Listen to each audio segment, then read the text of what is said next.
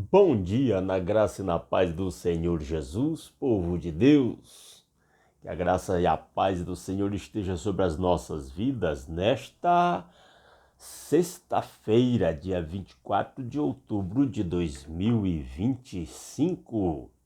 Vamos à nossa leitura da palavra de Deus, dando continuidade. Hoje nós vamos ler 2 Coríntios, capítulo 7. Eu convido você a abrir a sua Bíblia em 2 Coríntios 7 e acompanhar a leitura da palavra de Deus que diz: Amados, visto que temos essas promessas, e aí nós terminamos o capítulo 6, versículos a partir do versículo 16, né? Nós temos a promessa que Paulo cita, a promessa de que Deus habitará conosco, estará conosco, será o nosso Deus, né? Andará no nosso meio como povo de Deus, para quem nós somos filhos e filhas, né? Essa é a promessa que está aí, você pode reler no capítulo 6, 16 até o final. Visto que temos essas promessas, purifiquemo-nos de tudo que contamina o corpo e o espírito, aperfeiçoando a santidade no temor de Deus. O crente deve estar sempre crescendo em santidade, o que ele chama de purificamo-nos de tudo que contamina o corpo e o espírito. Andar em santidade, aperfeiçoando a santidade no temor de Deus. Versículo 2, concedam-nos lugar no coração de vocês. Paulo está apelando aos crentes, né, que estavam induzidos aí pelos judaizantes a desprezar o apóstolo Paulo. Ele diz, concedam-nos lugar no coração de vocês. A ninguém prejudicamos, a ninguém causamos dano, a ninguém exploramos.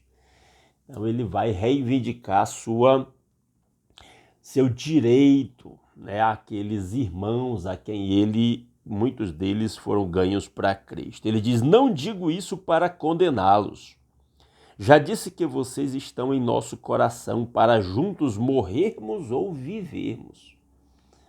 Paulo tinha um amor profundo por aqueles irmãos. Ele disse, minha vida é para vocês, se eu morrer é para vocês também. Para viver ou para morrer, esse é o nosso amor, o amor que deve unir o povo de Deus. Tenho grande confiança em vocês e de vocês tenho muito orgulho. Sinto-me bastante encorajado. Minha alegria transborda em todas as tribulações. Então ele demonstra nas suas palavras um amor profundo por aqueles irmãos.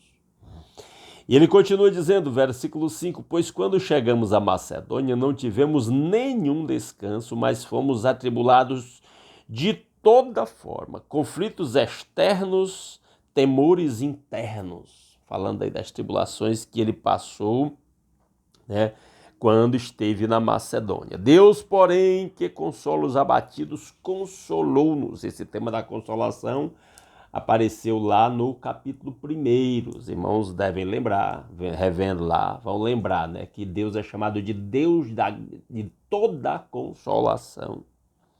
Deus, porém, que consola os abatidos, consolou-nos com a chegada de Tito, e não apenas com a vinda dele, mas também com a consolação que vocês lhe deram. Ele nos falou da saudade, da tristeza e da preocupação de vocês por mim, de modo que a minha alegria se tornou ainda maior. Paulo tinha, apesar daqueles que estavam meio que tentados a desprezar o apóstolo Paulo, haviam aqueles que o amavam e demonstravam isso, expressavam esse amor ao apóstolo Paulo. Aí ele diz, olha o teor aqui no verso 8, mesmo que a minha carta, aquela carta 1 Coríntios, tenha causado tristeza a vocês, não me arrependo. É verdade que a princípio me arrependi, mas percebi que a minha carta os entristeceu, ainda que por pouco tempo. A minha carta causou uma tristeza a vocês, mas foi temporário. Agora, porém, me alegro não porque vocês foram entristecidos, mas porque a tristeza os levou ao arrependimento. Então ele diz, mas no final a tristeza foi boa, porque levou vocês ao arrependimento, a se corrigirem, né? Pois vocês se entristeceram como Deus desejava e de forma alguma foram prejudicados por nossa carta. Vocês não foram prejudicados, não.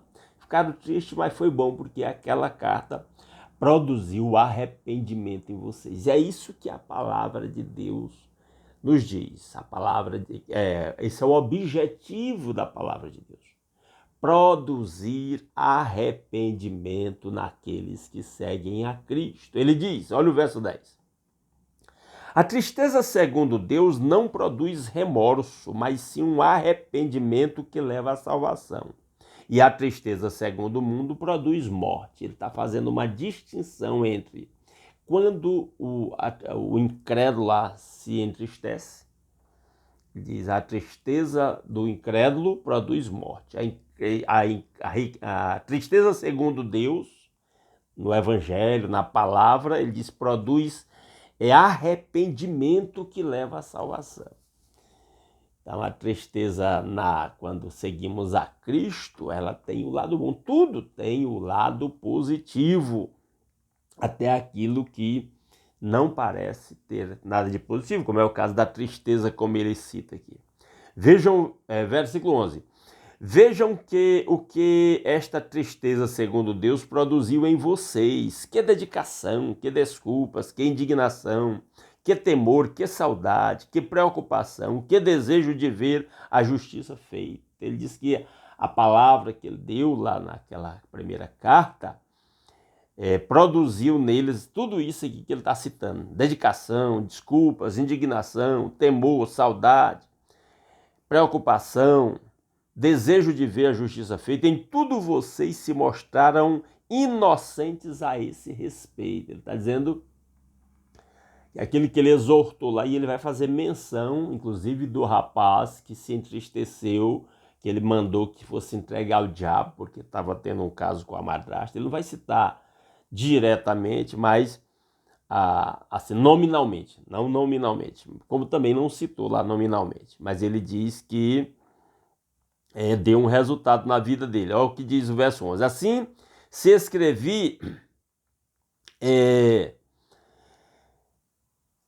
escrevi não foi por causa daquele que cometeu o erro, nem daquele que foi prejudicado, mas para que diante de Deus vocês pudessem ver por vocês mesmos como são dedicados a nós.